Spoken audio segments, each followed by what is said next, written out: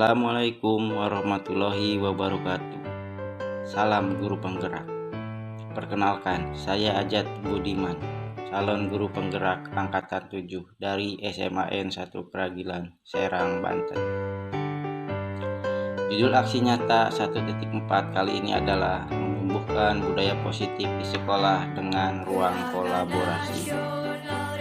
Rancangan tindak lanjut aksi nyata, latar belakang masalah, tujuan, tolak ukur, lini masa tindakan yang dilakukan, dan dukungan yang diperlukan. Latar belakang masalah. Dalam mewujudkan filosofi Ki Hajar Dewantara, banyak ide-ide terkait dalam menumbuhkan bakat anak dengan budaya positif. Maka diperlukan sebuah wadah atau ruang kolaborasi untuk menampung bakat tersebut, di mana dalam ruang kolaborasi anak tersebut bebas berekspresi.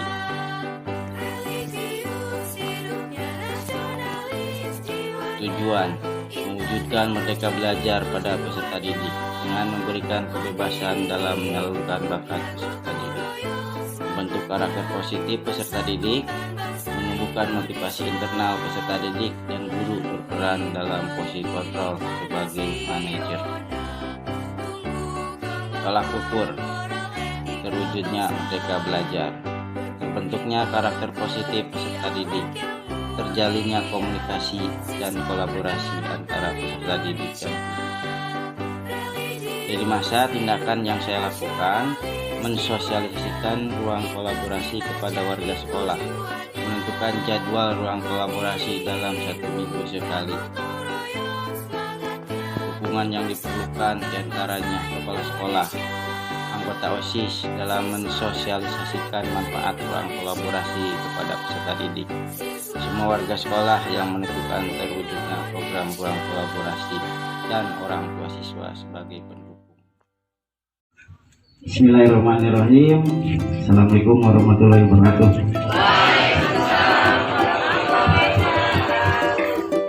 Waduh, jawabnya kurang semangat nih.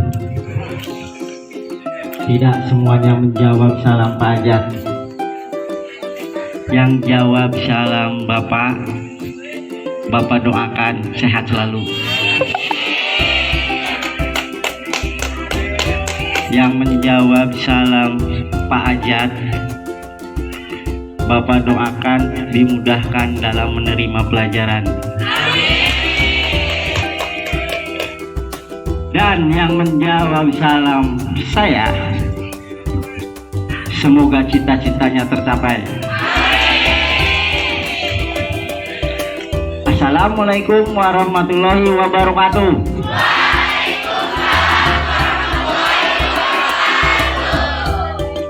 Bagus. Setiap hari Jumat di SMAN 1 Keragilan ada acara atau jadwal dikhususkan untuk jadwal RKL, ruang kolaborasi. Apakah tujuan ruang kolaborasi itu? Yang pertama, mewujudkan merdeka belajar. Tujuan yang pertama diadanya RKL ini, di mana di forum RKL ini kalian bebas berpendapat, berekspresi, dan menyalurkan minat bakat kalian. Yang kedua, mewujudkan karakter positif siswa berprofil pelajar Pancasila. Tujuannya, kalian bisa dikatakan mempunyai karakter positif kalau sudah melaksanakan profil pelajar Pancasila. Salah satunya ya, percaya dan takwa kepada Tuhan Yang Maha Esa. Pertanyaannya, sudah belum kalian percaya dan takwa kepada Tuhan Yang Maha Esa? Mana buktinya? Saya kasih contoh. Kalian melihat sampah saja itu merupakan salah satu bentuk melihat sampah, terus sampah itu dibuang ke tempatnya, itu merupakan salah satu bentuk percaya dan takwa kepada Tuhan Yang Maha Esa. Itu ya, itu salah satunya. Dan banyak lagi. Yang kedua, sikap gotong royong. Sudah ada belum sikap gotong royong pada diri kalian? Ketiga, sikap mandiri. Sudah ada belum sifat mandiri dalam diri kalian? Yang keempat, sikap kreatif. Nah, kalian harus kreatif ya. Jadi tidak menunggu instruksi guru, tidak menunggu instruksi wali kelas dan peraturan yang ada. Nah, yang kelima, kalian itu harus bernalar kritis. Itu adalah salah satu poin pokok siswa yang mempunyai profil belajar Pancasila. Harus ada nalar kritis di situ. Dan yang terakhir, yang keenam, kita itu harus berkebinekaan yang global. Nah, yang terakhir, tujuan ruang kolaborasi itu adalah, yang ketiga adalah menumbuhkan motivasi intrinsik yang ada di dalam diri kalian. Motivasi yang terpendam, ya, itu tujuan adanya ruang kolaborasi. Saya kasih contoh begini, ada yang namanya teori gunung es. Pernah lihat gunung es? Gunung es itu adanya di laut, betul ya? Maksudnya yang saya maksudkan gunung es yang ada di laut. Kelihatan tidak gunung es itu? Ada ya? Tetapi dari gunung es yang kelihatan itu ada gunung es yang tidak terlihat, yaitu yang ada di dalam lautnya itu. Pertanyaan saya, besaran yang terlihat dan besaran yang tidak besaran yang terlihat atau besaran yang tidak terlihat? Besaran yang tidak terlihat, ya kan? Karena dalamnya lautan, yang di bawah, yang terlihat hanya atasnya saja. Itu kita ibaratkan bakat yang terlihat itu adalah gunung es itu, dan bakat yang tidak terlihat, bakat yang terpendam atau bakat yang secara tidak sadar yang ada di dalam diri kalian. Perbandingan presentasinya adalah bakat yang terlihat di dalam diri kalian itu adalah 12% dan bakat yang tidak terlihat itu adalah 88%. Artinya apa? Ada beberapa bakat motivasi kalian yang belum digali, yang belum dimunculkan. Itulah tujuan diadakannya ruang kolaborasi. Setuju atau tidak? Tiru ucapan saya, diulang ya. Ayo serentak kita wujudkan merdeka belajar.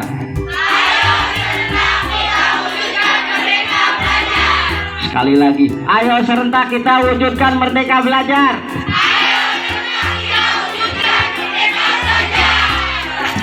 Assalamualaikum warahmatullahi wabarakatuh.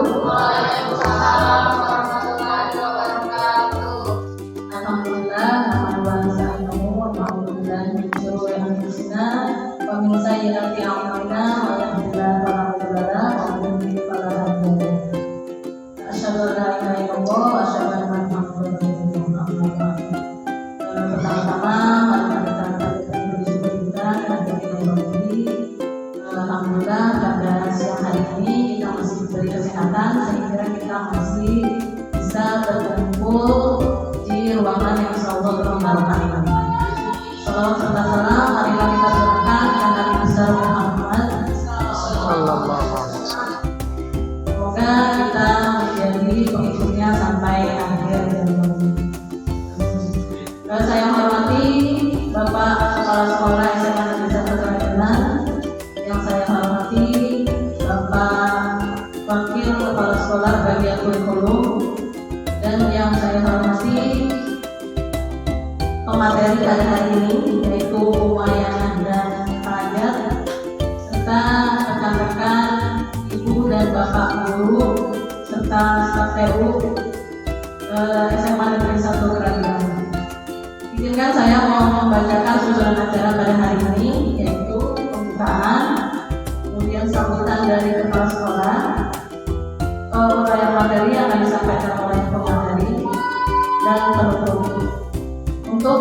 acara yang pertama yaitu pembukaan. Marilah kita buka acara hari ini dengan membaca lafaz basmalah. Bismillahirrahmanirrahim. Untuk selanjutnya yaitu sambutan dari Bapak Kepala Sekolah. Waktu dan tempat kami persilakan.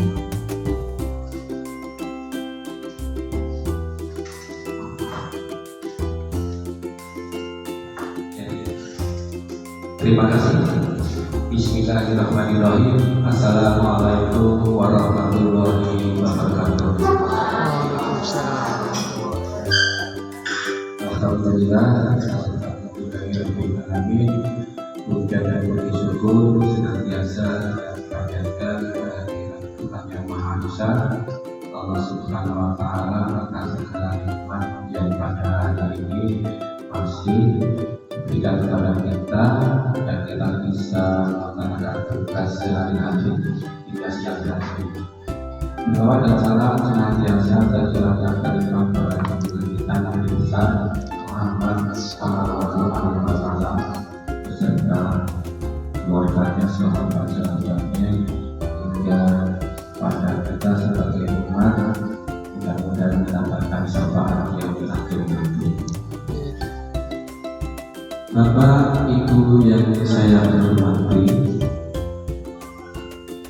pada hari ini ada rekan kerja kita, yaitu Bapak Adat Budiman SPT FBD dan Ibu Muayyana SPT, mendapatkan tugas dari sebagai calon guru penggerak, yang mana pada hari ini akan menyampaikan presentasi dengan pokok bahasa, yaitu menerapkan budaya positif di sekolah.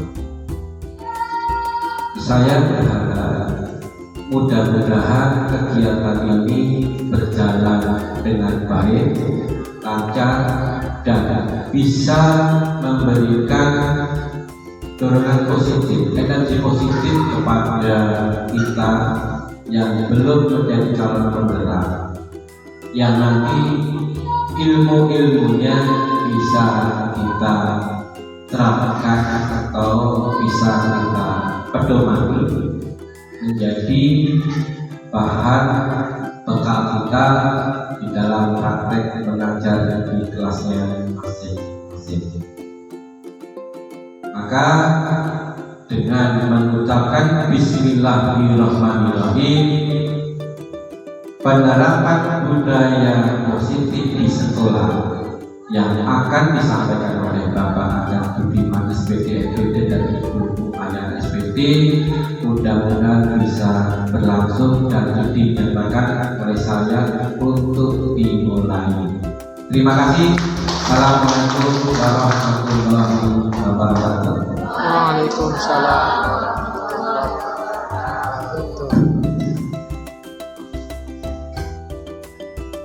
Terima kasih kepada Bapak Kepala Sekolah. Selanjutnya yaitu pemaparan materi yang akan disampaikan oleh kedua mempelai kita, yaitu Bu Muayyana dan Pak Adat Budiman. Tapi sebelumnya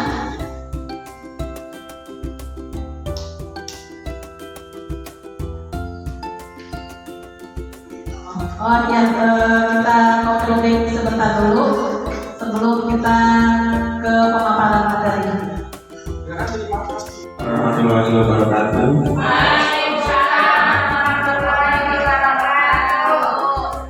Tentunya saya ucapkan terima kasih kepada Bapak Ibu yang sudah menyempatkan waktunya untuk hadir dalam sebagai tugas pendidikan calon guru penggerak harus membuat hasil nyata modul 1.4. Dengan adanya acara ini, mungkin secara tidak langsung bisa memotivasi Bapak Ibu guru untuk ikut semangat dalam tes ikut calon guru penggerak. Semangat ya! Saya kasih tahu sedikit mengikuti jalur guru penggerak itu banyak teman, banyak keluarga, dan secara tidak langsung merubah mindset kita. Apa? Jadi kita itu hidup untuk pendidikan, ya. Dimana diajarkan di pendidikan kalau dulu. Baiklah, izinkan saya untuk presentasi tentang teori motivasi dan hukuman dan penghargaan restitusi.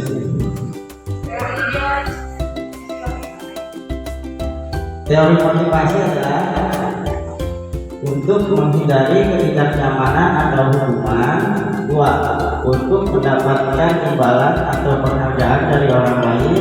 3. Untuk menjadi orang yang mereka inginkan dan menghargai diri sendiri dengan nilai-nilai yang mereka percaya.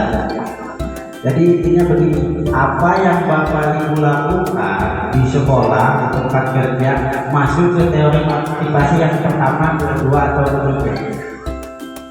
Misalnya begini, ya, suatu sekolah, suatu menerapkan peraturan, guru yang terlambat itu akan dikurangi honornya. Misalnya ya, ternyata guru-guru itu tidak terlambat. Ada kemungkinan dia tidak terlambat. Itu teori motivasi yang pertama. Jadi untuk menghindari ketidaknyamanan atau hukuman. Selanjutnya, dalam suatu organisasi atau pekerjaan, terkadang kepala sekolah juga memberi reward, hadiah, ya. Jadi motivasi kita ini datang tepat waktu masuk kelas, datang tepat waktu masuk kantor itu tujuannya untuk mendapatkan imbalan atau penghargaan dari orang lain. Itu teori motivasi yang kedua. Dan yang ketiga, untuk menjadi orang yang mereka inginkan dan menghargai diri sendiri dengan nilai yang mereka percaya. Teori motivasi yang paling baik dan harapan saya, semua guru yang kita lakukan, yang kita kerjakan di sekolah, termasuk siswa yang dikerjakan siswa lain, masuk ke teori motivasi yang ketiga, ya. Itu yang paling bagus dikatakan. Ini kita baca barang yang sambil dalam hati. Contohnya begini, IPA kurang menguasai pelajaran matematika. IPA itu nama orang, ya. Sehingga pada saat pelajaran tersebut berlangsung, dia lebih banyak berdiam diri atau menggambar di buku pelajarannya. Pada saat guru matematika terpaksa menanyakan pertanyaan, IPA menjadi gugup dan tidak sengaja menjatuhkan tasnya dari kursi, serta tiba-tiba menjadi gagap pada saat berupaya menjawab. Seluruh kelas pun tertawa melihat perilaku IPA yang berbicara terhadap dan terkejut tersebut. Pak Seno pada saat itu membiarkan teman-teman IPA menertawakan IPA yang tergagap dan malu luar biasa. Dan malahan minta IPA untuk maju ke depan dan berdiri di depan kelas sambil menunjuk hidungnya karena tidak bisa menjawab pertanyaan Pak Seno. Kelas semakin gaduh dan anak-anak pun tertawa dan tiba di depan kelas memegang ujung hidungnya. Tadi kita membaca bareng-bareng, Bapak Ibu mendengarkan yang saya ucapkan dan membaca dalam hati ini. Apakah Anda setuju dengan tindakan Pak Seno terhadap IPA? Tidak. Apa jawabannya? Tidak. Tidak setuju, ya. Langsung ini putar. Menurut Anda, tindakan Pak Seno terhadap IPA adalah sebuah hukuman atau konsekuensi? Mengapa? Nah, di sini ada hukuman, ada konsekuensi.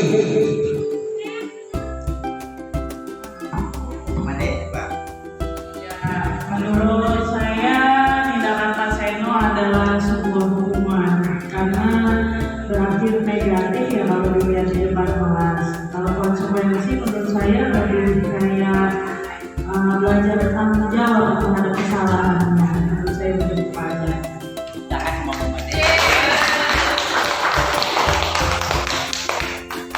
Tidak ada yang mau menjawab lagi.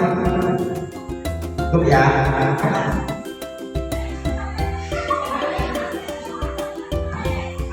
Tadi Bu Tami dan Bu Bante sudah menjawab tentang apa itu hukuman dan motivasi ya. Jadi, hukuman bersifat tidak terencana atau tiba-tiba. Anak atau murid tidak tahu apa yang akan terjadi dan tidak dilibatkan. Hukuman bersifat satu arah dari pihak guru yang memberikan dan murid hanya menerima suatu hukuman tanpa melalui suatu kesepakatan atau berarah dari yang lebih baik sebelum atau sesudahnya. Hukuman yang diberikan bisa berupa fisik maupun psikis. Murid atau anak disakiti oleh suatu perbuatan atau kata-kata.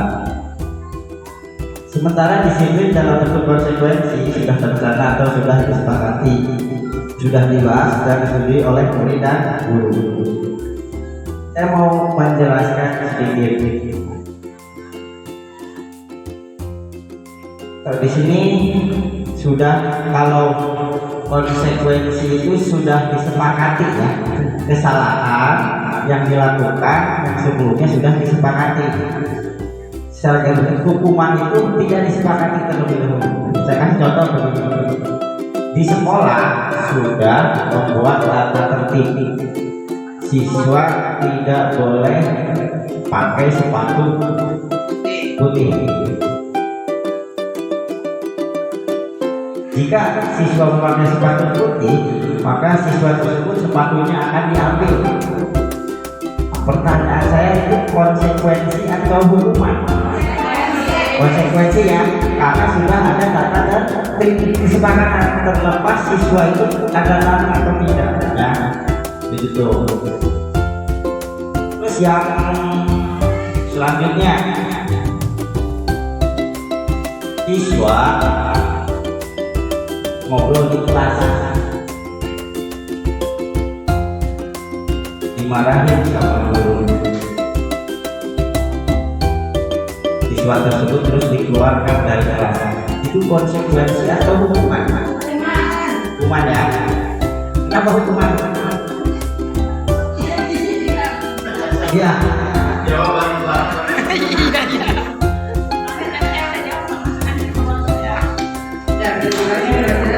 Kenapa siswa itu dikeluarkan? Ya karena tidak ada dalam tata tertibnya. Jadi makanya dikeluarkan, itu namanya hukuman. Tepuk tangan dulu.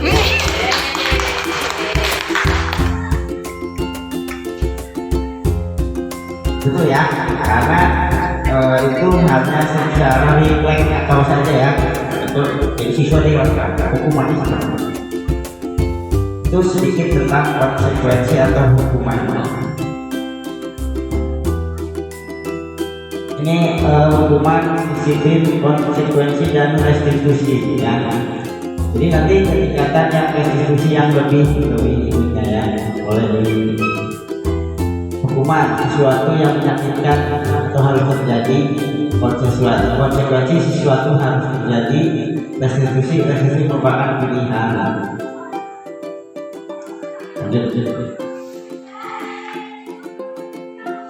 Identitas gagal itu hukuman, identitas sukses itu disiplin. Disiplin itu dari konsekuensi dan restitusi. Jadi begini Bapak Ibu, kita sesuatu itu harus ditulis secara. Kenapa peraturan itu harus secara tertulis? Ya, karena untuk ada kesepakatan dua pihak ya. Seperti tadi orang yang ngobrol di kelas dikeluarkan di kelas, oke lah, tidak ada di dalam tata tertib sekolah. Tapi siapa tahu ada di keyakinan kelas, bisa jadi kan? Jadi siswa itu, jadi bapak ibu guru membuat kelas itu membuat sebuah keyakinan kelas. Itu keyakinan kelas itu misalnya yang melanggar keyakinan kelas denda. Nah itu adalah hasil konsekuensi kesepakatan ya. Intinya supaya di identitas sukses disiplin itu kita harus membuat peraturan sekolah, dan kalau di kelas membuat keyakinan kelas. Ibu Anas dulu kelas 2 SD mendapatkan masalah, murid-muridnya tidak bisa tertib berdiri antri di depan pintu kelas dan selalu berebutan masuk ke dalam kelas belajar surat usai. Ini tentunya sangat mengganggu proses pembelajaran di mana kelas tidak dapat mulai tepat waktu dan Ibu Anas sibuk menenangkan murid-muridnya untuk waktu cukup lama. Akhirnya Bu Anas berpikir cepat untuk mengandalkan stiker bintang setiap muridnya akan masuk kelas sejak istirahat. Bu Anas akan mengiming-iming muridnya dengan stiker bintang. Siapa yang dapat berdiri lurus dan berbaris rapi langsung di depan pintu dapat bintang dari Bu Anas. Sebagian besar murid-muridnya menyambut tantangan tersebut dan langsung berdiri rapi di depan pintu agar mendapatkan stiker bintang. Hal itu terus dilakukan Bu Anas selama beberapa minggu karena cukup berhasil membuat murid-muridnya berdiri rapi antri di depan pintu. Sampai pada suatu saat Bu Anas sakit dan terpaksa digantikan Pak Heru. Pak Heru tidak mengetahui tentang stiker bintang dan benar saja pada saat mau masuk ke kelas jam silat murid-murid kelas 2 kembali berebutan masuk kelas. Apa yang terjadi dan mengapa?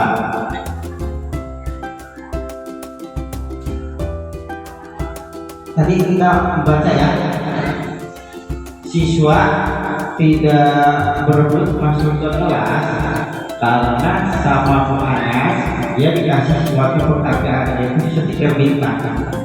Tetapi pada saat kelas pendidikan sama Pak Heru dia tidak mendapatkan penghargaan, maka anak itu akan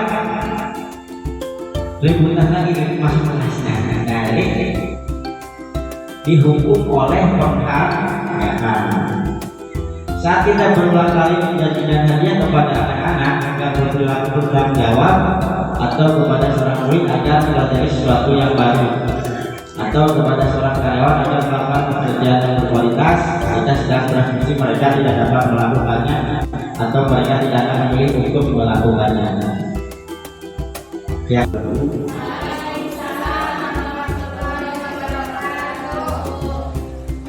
Saya ucapkan terima kasih kepada Bapak Ibu yang sudah menyempatkan waktunya untuk hadir dalam sebagai ibadah pendidikan tahun 2011 harus membuat hasil nyata modul 1 minggu depan. Dengan adanya acara ini mungkin secara tidak langsung bisa memotivasi Bapak Ibu guru untuk ikut semangat dalam tes ikut calon guru. Semangat ya. Saya kasih tahu sedikit, mengikuti calon guru penggerak itu banyak teman, banyak keluarga, dan secara tidak langsung mengubah mindset kita. Apa? Jadi kita itu hidup untuk pendidikan, dimana diajarkan di pendidikan kita dulu. Itulah izinkan saya untuk presentasi tentang teori motivasi dan hukuman dan penghargaan restitusi.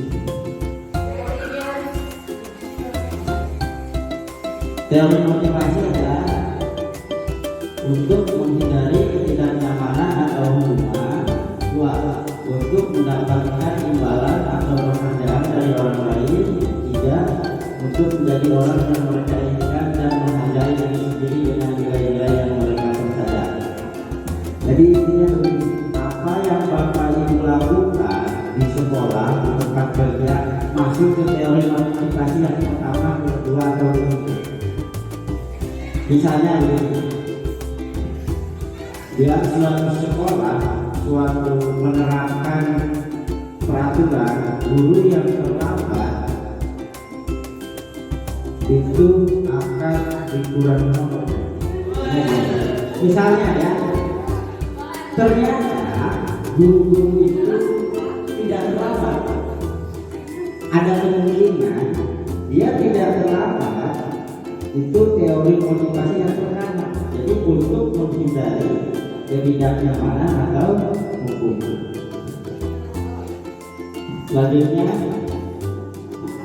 Dalam suatu organisasi atau pekerjaan, terkadang kepala sekolah suka memberi reward, hadiah ya. Jadi motivasi kita ini datang tepat waktu masuk kelas, datang tepat waktu masuk kantor itu tujuannya untuk mendapatkan imbalan atau penghargaan dari orang lain. Itu yang terakhir semua ya. Pada tahun 2021 kita sudah mengenal segitiga resiliensi pada saat pembagian presentasi di Google Meet. Ini ada yang menyebut beberapa guru yang tidak asing dengan istilah segitiga resiliensi, karena ini sudah presentasi pakai ya pembagian Google Meet. Jadi saya hanya mengulang apa itu restitusi. Restitusi adalah proses menciptakan kondisi bagi murid untuk memperbaiki kesalahan mereka, sehingga mereka bisa kembali pada kelompok mereka dengan karakter yang lebih kuat. Restitusi juga merupakan proses kolaboratif yang mengajarkan murid untuk mencari solusi untuk kesalahan mereka dan membantu murid berpikir tentang orang seperti apa yang mereka ingin menjadi, bagaimana mereka harus memperlakukan orang lain. Proses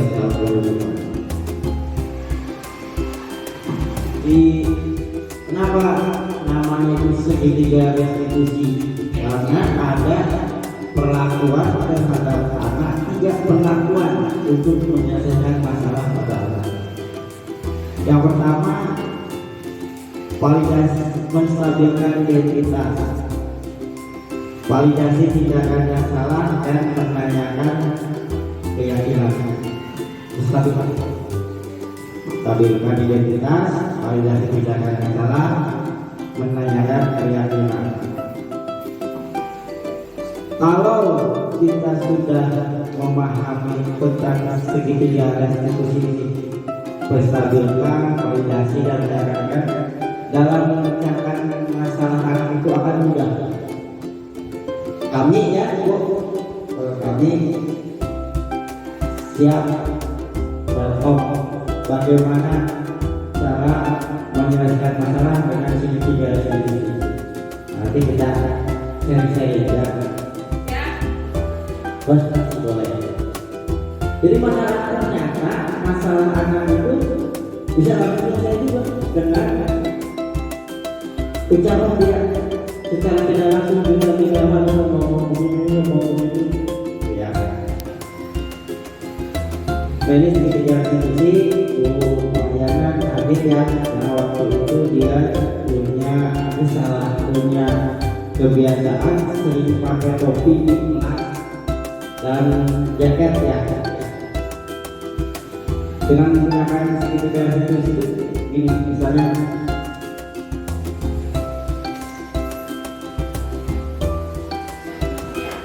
Adit, tahu nggak kenapa Adit dipanggil ibu? Nggak tahu ibu. Adit suka bawa topi di kelas dan memakai jaket. Itu maksudnya validasi tindakan yang salah. Terus kita stabilkan identitasnya. Ibu tidak mempermasalahkan hal itu. Setiap orang punya kesalahan. Baiklah kita selesaikan masalah ini bersama-sama. Jadi ucapan tadi ya, obrolan masalah itu. Boleh ibu lihat kenapa kamu suka pakai topi? Dia buka topinya. Ibu, namun Adit kita puji mereka. Enggak kok, kamu itu ganteng, bagus rambutnya, keren. Terus kita tanyakan keyakinan kelasnya. Tahu nggak apa yang dilakukan Adit itu salah atau tidak? Dia bilang salah bu. Nah sekarang solusinya bagaimana? Saya tidak akan mengulangi perbuatan itu lagi. Selesai masalahnya. Dan dengan cara menstabilkan kualitas kendaraan masalah dan menanyakan keyakinan. Hanya seperti itu menyelesaikan masalah. Dan kami siap berapa ya dulu ya. Nah kalau saya masalah itu si Aina suka makan di kelas, selesaikan masalah. Masalahnya kenapa Aina suka makan di kelas? Lapar, gak pernah, gak sempat masak. Saya tanya, Aina bisa siap nggak belajar untuk masak? Dia bilang siap. Nah, kalau gitu udah selesai belajar untuk masak. Jadi sebelum berangkat itu belajar masak ya. Jadi masalah makan di kelas selesai, tidak ada masalah ya. Yang sipil positif dari kontrol pemilihan ya. Sini ada teori motivasi, 5 posisi kontrol, 5 kebutuhan dasar manusia. Ini rangkuman disiplin positif. Terima kasih. Boleh tepuk tangan.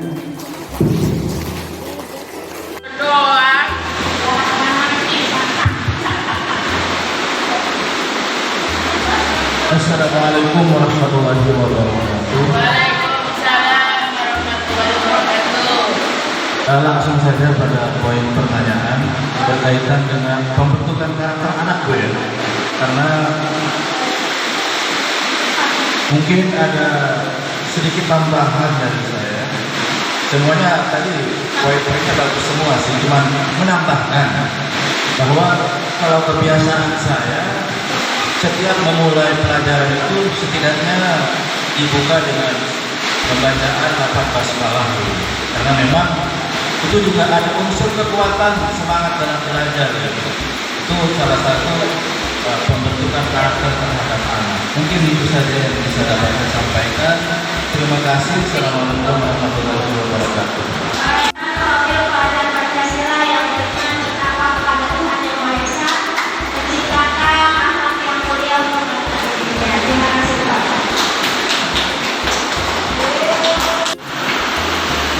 Saya sangat mengucapkan terima kasih banyak kepada Bapak Ibu Guru yang sudah menyempatkan waktunya.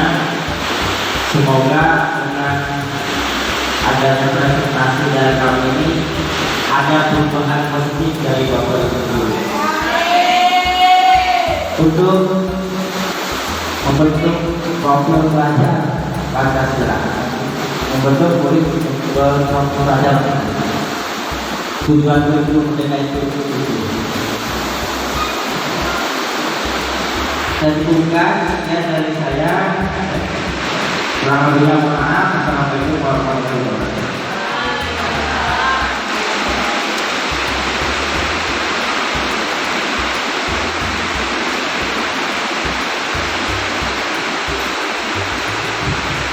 Ya Bapak Ibu, kita beri aplaus dulu kepada kedua narasumber kita hari ini. Terima kasih. Izinkan saya menyimpulkan sedikit dari materi yang telah disampaikan oleh pemateri kita hari ini, bahwa di budaya positif itu ada yang namanya kita merubah paradigma ya Bapak Ibu. Mudah-mudahan kita bisa mengurangi bahkan bisa menghilangkan paradigma lama seperti memberi hukuman ke anak. Ya, setidaknya kita sekarang bisa konsekuensi saja. Konsekuensi memberikan konsekuensi kepada siswa-siswa kita di sekolah.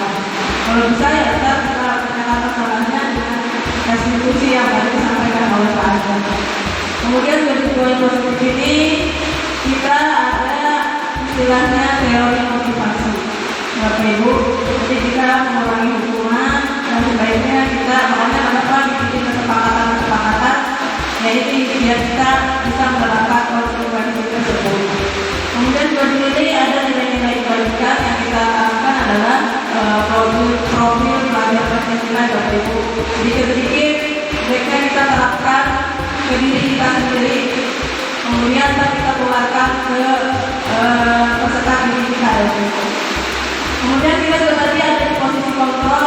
Ibu mungkin sama Bapak posisi saya ada di mana ya? Nanti sudah membaca posisi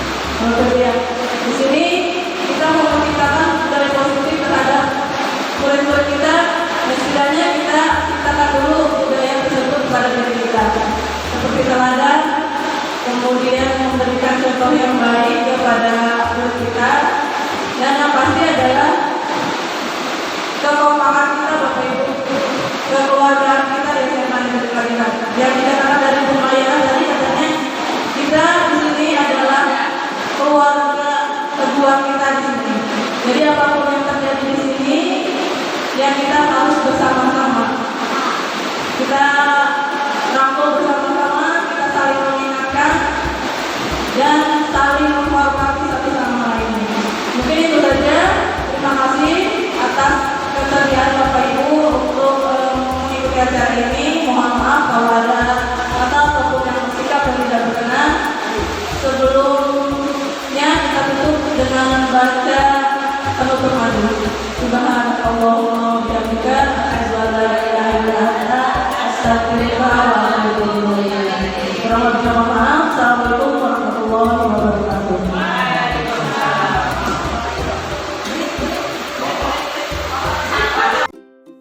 Assalamualaikum warahmatullahi wabarakatuh. Nama saya Bardi Isi, saya guru penggerak dari SMA Negeri 1 Kerantilan. Alhamdulillah saya memiliki rekan calon guru penggerak yang bernama Bapak Ajat Budiman. Beliau telah melakukan aksi nyata 1.4 mengenai budaya positif yang dimana beliau mempresentasikan ilmu yang beliau dapatkan tentang budaya positif kepada rekan-rekan di SMA Negeri 1 Kerantilan. Mudah-mudahan kita, saya dan Pak Ajat tetap semangat untuk menggerakkan guru dan seluruh warga yang ada di sekolah untuk terus bergerak dan menggerakkan seluruhnya warga sekolah yang ada di SMA Negeri 1 Kerantilan. Terima kasih, semangat terus Pak Ajat.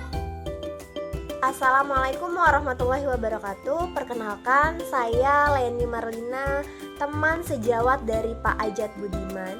Menurut saya, apa yang dipresentasikan oleh Pak Ajat mengenai aksi nyata modul 1.4 merupakan suatu hal yang positif dan selayaknya patut ditiru oleh seluruh rekan guru, termasuk saya sendiri.